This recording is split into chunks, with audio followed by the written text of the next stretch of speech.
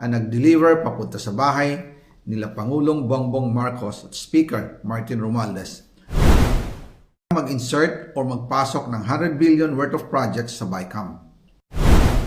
Sana po ay hindi nila ako mapatay bago ko mailabas ang lahat. Ginawa ko lang ang utos sa akin, pero ngayon, handa na akong harapin ang lahat. Ginagamit ng administrasyon ang buong resources ng bansa para tumahimik ako. That he will shoot me if I will talk. Gagamitin ako bilang panakipbutas sa kanilang kampanya laban sa korupsyon. Hindi na ako mananahimik, ilalabas ko ang lahat ng katotohanan. May resibo, may ebidensya, at may pangalan. Para sa bawat Pilipino, alam ko na buo ang galit ninyo sa akin ngayon. Nauunawaan ko rin kung bakit. Lalo na at malaki ang halagang nakataya. Pero bago kayo humusga, hayaan ninyong ipaliwanag ko ang buong katotohanan. Matagal akong hindi nagsalita dahil may direktang utos sa akin. Huwag nang bumalik ng Pilipinas at manahimik na lamang. Umalis ako noong July 19, 2025 para sa aking medical check-up.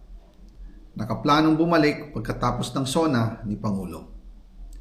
Pero habang papauwi na ako, tinawagan ako ni dating Speaker Martin Romualdez at sinabihan, "Stay out of the country. You will be well taken care of as instructed by the President." Noon naniniwala pa ako sa kanila, kaya't hindi ako bumalik.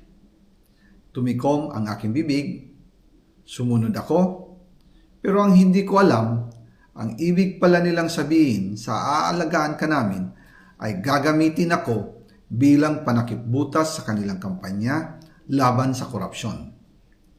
Ginawa nila akong poster boy ng kanilang sariling kasinungalingan.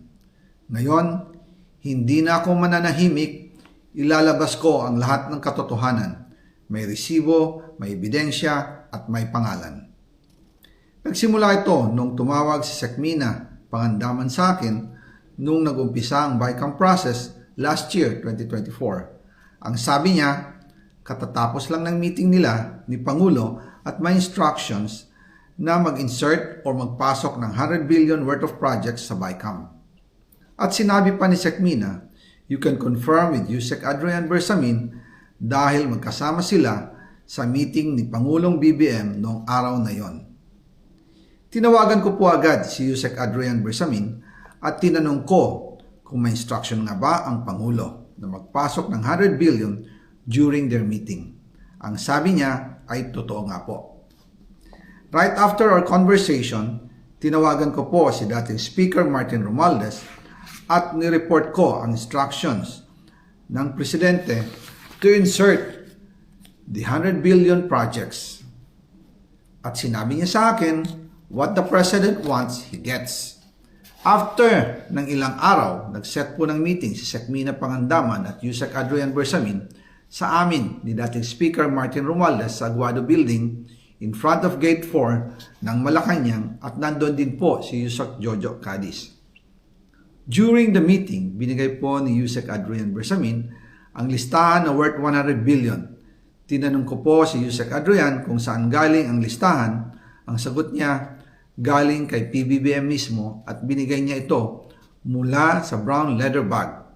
Nung sinabi po ni Yusek Adrian Bersamin, yung brown leather bag, naalala ko noong nasa Singapore kami right after the elections of May 2022 sa Hilton Hotel, kami ni dating Speaker Martin and PBBM habang pauwi at pabalik ng Pilipinas, hinabol ng PSG ang brown leather bag at ang sabi ni PBBM, maiwan na lahat, wag lang ang brown leather bag.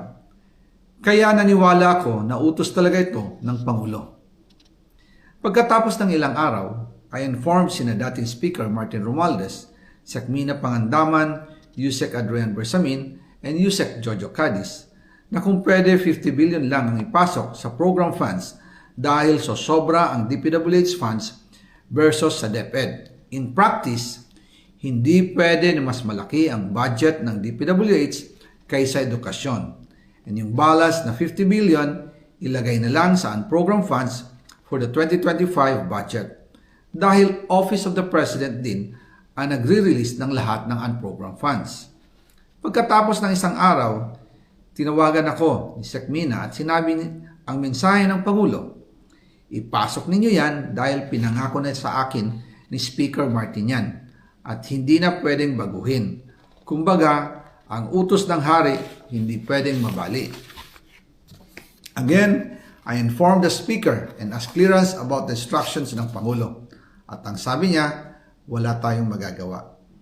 Kaya po nagtataka ako kung bakit sinasabi ni Pangulo na hindi niya makilala ang budget, samantalang lahat na binawas at dinagdag sa mga ahensya ng gobyerno ay humihingi ng approval sa kanya si Sec Mina Pangandaman.